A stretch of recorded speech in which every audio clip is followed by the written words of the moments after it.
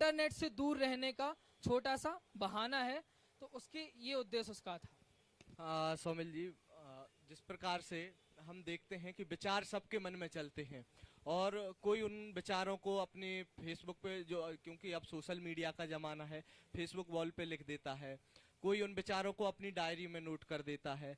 कई लोग होते हैं कि जिनकी दिली तमन्ना होती है कि मैं भी कुछ विचार लिखूं, मैं भी कोई सी पुस्तक लिखूं, लेकिन किन्हीं कारणों से वो उस पुस्तक को नहीं लिख पाते। चूंकि आपकी भी यह पहली पुस्तक है और हमारे साथी भी यहाँ बैठे हैं, तो आपने जब यह पुस्तक लिखी थी तो आपको किन प्रकार की कठिनाइयों का सामना करना पड़ा था और किस प्रकार से इस पुस्तक को जब आप किसी के पास भी इन स्टोरियों को लेके जाते थे तो आपको क्या देखने मिलता था, उन लोगों का क्या रहता था? क्योंकि एक नया लेखक जो होता है, उस नए लेखक को मेरे मायने में जो मुझे लगता है कि बहुत ज्यादा कठिनाइयों का सामना करना पड़ता है, क्योंकि लेखन तो हर कोई कर लेता है, लेकिन लेखन के बाद जब लेखक की बात आती है तो बहुत सारी कठिनाइयों का सामना करना पड़ता है। तो आपको किस प्रकार की कठिनाइयों का सामना इस पुस्तक को लेकर?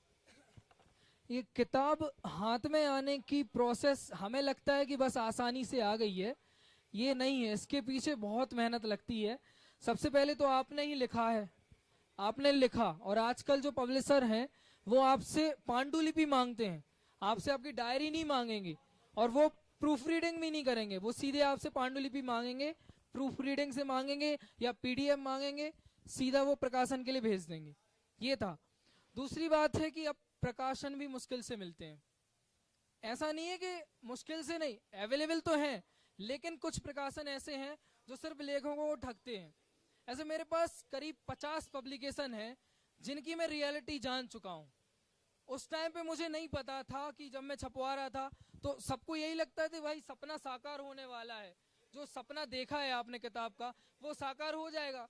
सिर्फ मुझे उस टाइम ये लग रहा था, लेकिन आज 1 साल बाद मुझे पता चल रहा है कि पब्लिकेशन भी चुनना आसान नहीं होता, उसको भी पब्लिकेशन भी चुनना जरूरी होता है एक ढंग का।